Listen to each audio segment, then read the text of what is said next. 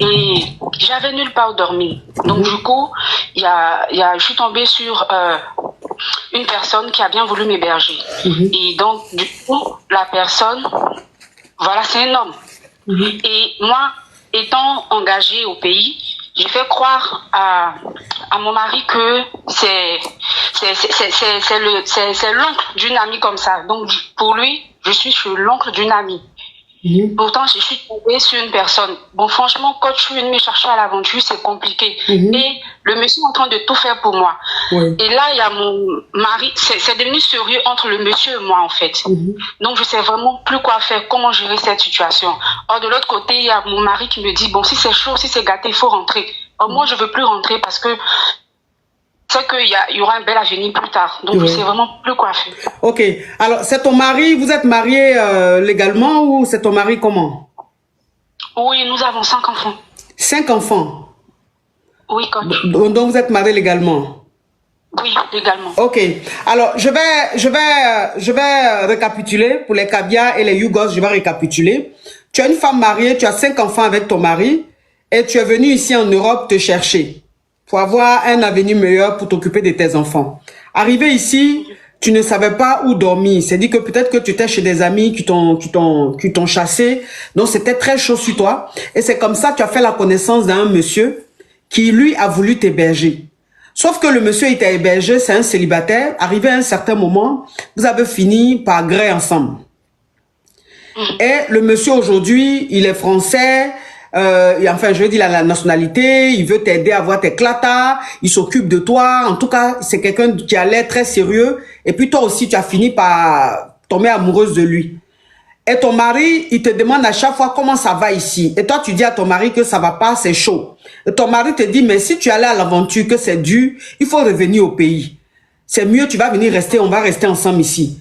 Mais toi, tu n'as plus envie de retourner. Parce que si tu retournes, tu n'auras pas quelque chose à faire, ça va être chaud sur toi financièrement. Alors qu'ici, c'est sûr que ton avenir peut être meilleur. C'est-à-dire, si tu restes avec le monsieur d'ici et que tu as tes clatas, que tu travailles et tout, tu pourras avoir ton argent, peut-être t'occuper de tes enfants ou même peut-être même les faire venir ici en Europe. Donc, tu sais pas aujourd'hui si tu dois retourner au pays, rejoindre ta famille ou si tu dois rester ici avec ce monsieur que tu as connu ici parce que tu l'aimes aujourd'hui, tu es attaché à lui.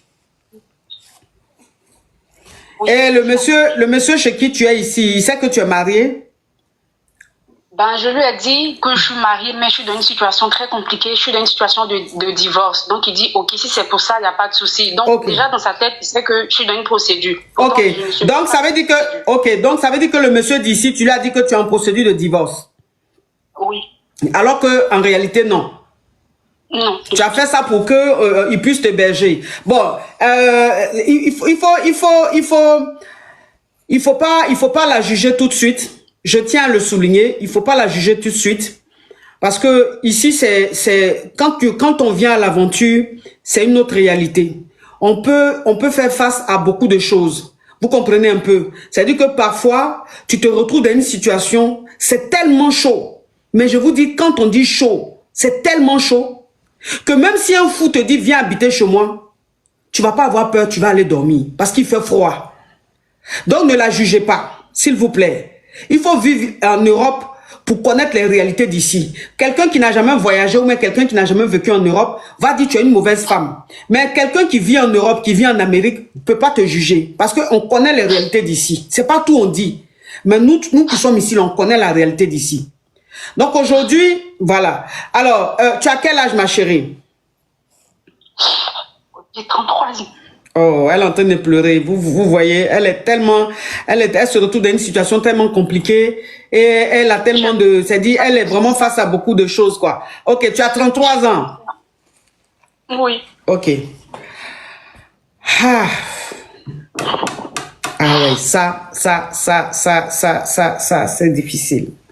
Ça, c'est difficile. Et le monsieur, il m'a aidé à trouver du travail. Il me donne tout ce que je veux. Donc, moi, je cherche un avenir pour mes enfants. Ouais. Je peux pas retourner, en fait.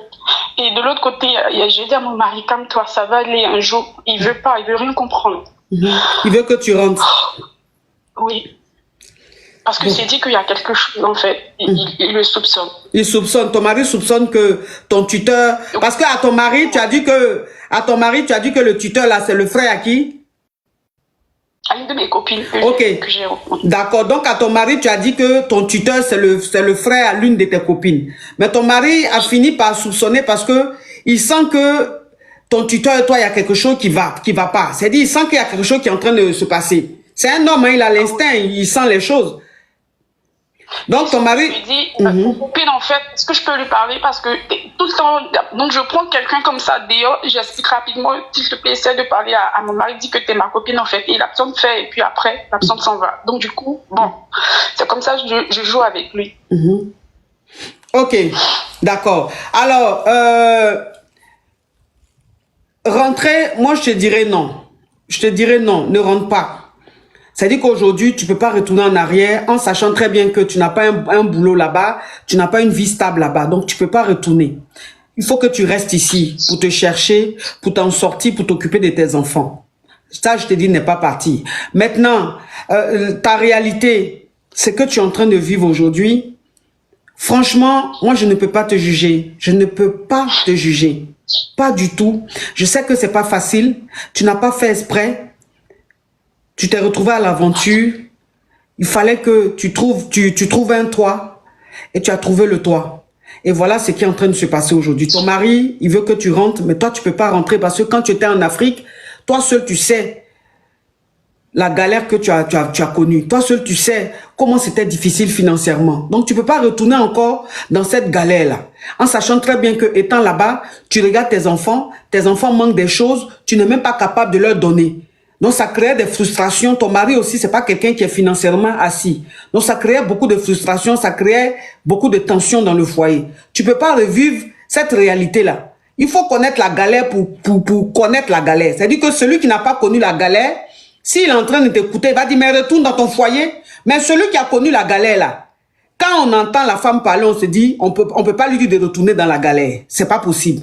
Galère et maladie, là, il n'y a pas de différence. Donc, tu ne peux pas demander à quelqu'un de retourner dans la maladie alors que la personne vient de guérir. C'est pas possible. Donc, ma chérie, dans cette circonstance, moi, le seul conseil que je peux te donner, c'est de ne pas rentrer en Côte d'Ivoire. Faut pas rentrer en Côte d'Ivoire. Parce que ma famille compte sur moi, hormis mes enfants. Voilà, ta famille aussi, à part même tes 5 enfants là, ta famille aussi compte sur toi. Bon, quelqu'un même, c'est sa famille compte sur elle, sur lui. Ses enfants comptent sur lui. Il n'a qu'à se lever pour aller, pour retourner dans la pauvreté. Parce qu'il est marié. Ah, ma chérie, faut pas rentrer. Faut pas rentrer. Maintenant, bon, pour ce qui est en train de se passer là, moi, je peux pas trop me prononcer. Je peux pas trop me prononcer là-dessus. C'est vraiment, c'est dit que c'est vraiment dommage. Ça, là, je peux pas donner de conseils dessus. C'est un fait, c'est une réalité dans ce pays, c'est une réalité aussi en Amérique, à l'aventure, c'est une réalité de l'aventure. J'ai pas de conseils à donner, c'est très, très, très délicat. Mais moi, la seule chose que je peux te dire, c'est de ne pas retourner en Afrique. Faut pas retourner. Si le jour que tu retournes, tu vas en Afrique, c'est que tu as tes clatas, tu as tes papiers, tu vas, tu vois tes enfants, tu reviens. Et tu fais tes papiers pour que tes enfants te rejoignent. Mais tu peux pas te lever comme ça, sans clata, rien, aller en Afrique. Parce que si tu vas, tu pourras pas revenir. Et franchement, je te le déconseille. Mais en tout cas, courage à toi. Courage à toi. Et j'espère que Dieu va t'aider à trouver une solution. Et Dieu va t'aider à sortir de cette réalité-là. Tu as tout mon soutien. Moi, je te dis, ma chérie, faut même pas pleurer, je te juge pas. Faut pas pleurer, je te juge pas. Je ne te juge pas. Parce que même les hommes qui vont prendre la partie là, parce que je sais que les gens vont prendre la partie, la mettre partout sur les réseaux.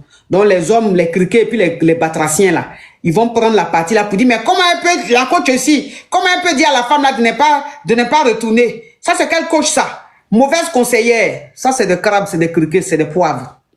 Moi, ça ne m'intéresse pas. Voilà. Et que jugement de poivre là, je m'en fous de ça. Donc, quand ils vont faire capture les poivres, hein, les poivres, dites ce que vous voulez. Moi, il ne fait rien, vous. Donc, ma chérie, courage à toi. Tu as tout mon soutien, courage à toi. Dora, bonne journée. Oui, bisous, ma chérie.